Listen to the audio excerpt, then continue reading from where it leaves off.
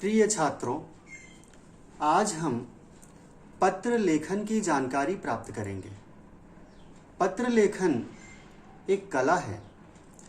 आज के इस व्यस्त युग में भी पत्र लेखन उतना ही महत्वपूर्ण है जितना पहले था। जहां हम व्यक्तिगत रूप से उपस्थित नहीं हो सकते हैं, वहां हमें पत्र का सहारा लेना पड़ता है।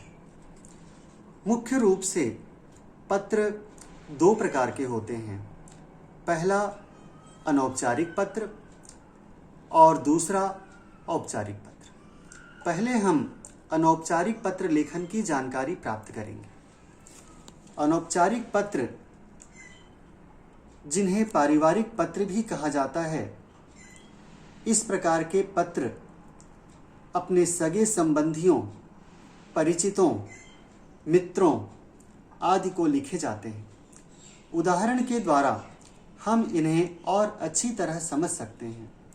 तो आइए सबसे पहले पिताजी को पत्र लिखने का प्रारूप देखते हैं।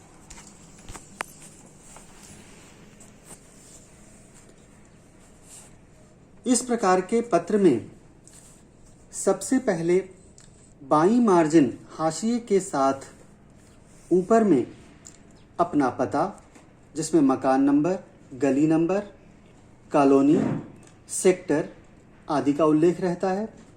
दूसरी पंक्ति में शहर का नाम लिखा जाता है। उसके बाद तीसरी पंक्ति में दिनांक लिखते हैं। जैसा मैंने लिखा है, दिनांक भी हम कई प्रकार से लिख सकते हैं, जैसे 28/5/2020 या 28 मई 2020 या मई 28, 2020। इसके बाद कम से कम 2 लाइन छोड़कर बाईं तरफ हाशिए के साथ ही पत्र जिसे लिखना है उसे संबोधित करते हुए उचित अभिवादन लिखेंगे। यहाँ यह जानना आवश्यक है कि जब हम अपने से बड़ों को पत्र लिखते हैं तब आदरणीय, पूज्य, पूज्यवर, पूजनीय आदि से संबोधित करते हैं, तथा अभिवादन में बड़ों के लिए सादर प्रणाम, सादर चरण स्पर्श आदि लिखा जाता है। उसके बाद पत्र को आगे बढ़ाने के लिए निम्न पंक्ति का उल्लेख करना चाहिए, जैसे मैं यहाँ कुशल हूँ और आपकी कुशलता की कामना करता हूँ, या मैं यहाँ कुशल हूँ और आपकी कुशलता चाहता हूँ। तो इस तरह से पत्र को हम आगे बढ़ाएंगे। उसके बाद पत्र का जो विषय दिया गया हो उसके बारे में लिखकर पत्र को समाप्त करने से पहले घर के अन्य बड़े सदस्यों को प्रणाम तथा छोटों को शुभ प्यार या शुभाशीष आदि लिखते हैं, और पत्र के अंत में अपने संबंध के अनुसार आपका पुत्र, आपका सुपुत्र आदि, या आपका भतीजा, आपका मित्र, तुम्हारा भैया, तुम्हारी दीदी आदि लिखा जाता है। इस पत्र में मैंने यहाँ पर आपका पुत्र लिखा है, क्योंकि पुत्र के द्वारा पिता को पत्र लिखा गया है। उसके बाद नाम लिखते हैं। नाम के साथ सरनेम नहीं लिखते हैं। यहाँ पर सिर्फ नाम लिखा जाता है। जितने भी पारिवारिक पत्र होते हैं सभी में सिर्फ हम यहाँ पर अपना संक्षिप्त नाम लिखेंगे। यह तो हुआ पिताजी को पत्र। अब हम बड़े भाई को पत्र लिखने का प्रारूप देखते हैं।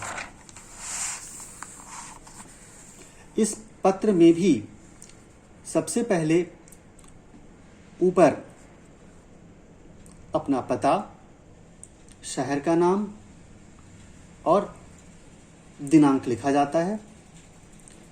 फिर जिसे पत्र लिखना हो, यहाँ हम अपने बड़े भाई को पत्र लिख रहे हैं, इसलिए आदरणीय भैया या पूज्य भैया या पूज्यवर भैया जी लिख सकते हैं। तथा अभिवादन में बड़ों की तरह ही सादर चरण स्पर्श या सादर प्रणाम लिखेंगे, क्योंकि हम अपने बड़े भाई को पत्र लिख रहे हैं जो हमसे बड़े हैं। उसके बाद पत्र को आगे बढ़ाने के लिए पहले की ही तरह मैं यहाँ कुशल हूँ या कुशल रहते हुए आपकी कुशलता की कामना करता हूँ, तो यह लिखकर फिर जो विषय दिया गया है उसके बारे में पत्र में हम लिखेंगे। फिर अंत में पत्र को समाप्त करने से पहले घर के बड़े सदस्यों को प्रणाम और छोटों को शुभाशीष या शुभ प्यार लिखेंगे। जैसा मैंने यहाँ लिखा है, घर में माताजी, पिताजी और दादाजी को प्रणाम और शुभम को शुभाशीष।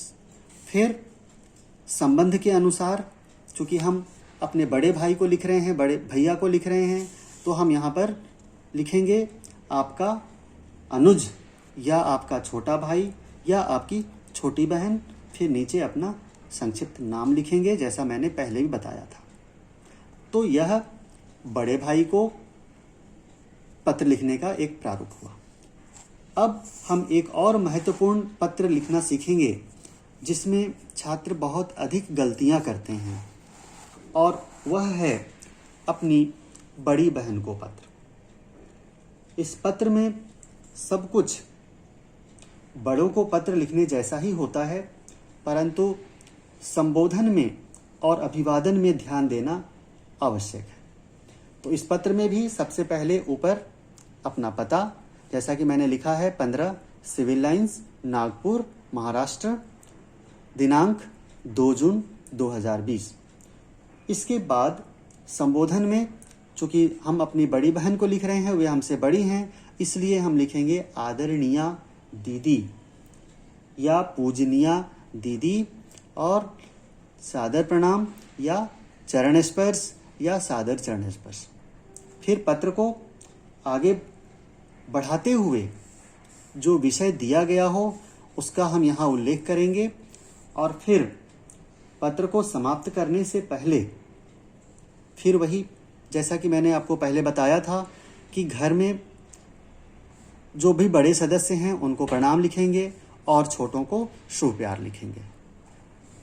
फिर अंत में आपका छोटा भाई या आपकी छोटी बहन, आपका अगर छोटा भाई हो तो उसका नाम, छोटी बहन हो तो उसका नाम। जैसा कि मैंने आपका यहाँ लिखा है, आपका छोटा भाई सोमेश, आपकी छोटी बहन रमा। तो इस तरह से यह बड़ी बहन को पत्र लिखने का प्रारूप हुआ। अब हम मित्र को पत्र लिखने का प्रारूप देखते हैं।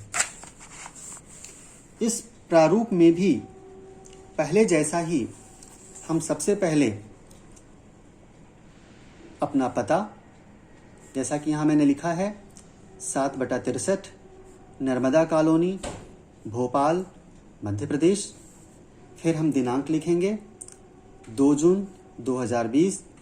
जैसा कि मैंने पहले ही बताया था कि दिनांक हम दूसरे तरीके से भी लिख सकते हैं, 2/6/2020 भी लिख सकते हैं। फिर 2 पंक्ति छोड़ने के पश्चात हम संबोधन और अभिवादन लिखेंगे। इसमें भी छात्रों को संबोधन और अभिवादन पर विशेष ध्यान देना चाहिए। जैसे मैंने यहाँ लिखा है प्रिय राकेश, यहाँ पर प्रिय मित्र राकेश लिखने की आवश्यकता नहीं है, सीधे प्रिय राकेश या प्रिय श्रुति लिखेंगे। मान लीजिए कि कोई लड़की है तो उसे हम प्रिय श्रुति लिखेंगे। उसके बाद अभिवादन में मधुर स्मृति या मधुर याद या नमस्कार लिखेंगे। फिर पत्र को आगे बढ़ाने के लिए, जैसा कि मैंने लिखा है, आशा है तुम स्वस्थ और सानंद होगे। फिर विषय के अनुरूप हम यहाँ पर जो भी दिया गया हो विषय, उसका हम इसमें वर्णन करेंगे। फिर अंत में हम लिखेंगे तुम्हारा मित्र, अपना नाम, संक्षिप्त नाम। तो इस तरह से मुझे उम्मीद है कि अनौपचारिक पत्र लेखन का यह प्रारूप आपको अच्छी तरह समझ में आ गया होगा। यदि यह वीडियो आपको पसंद आया हो तो चैनल को सब्सक्राइब और लाइक करना न भूलें। धन्यवाद।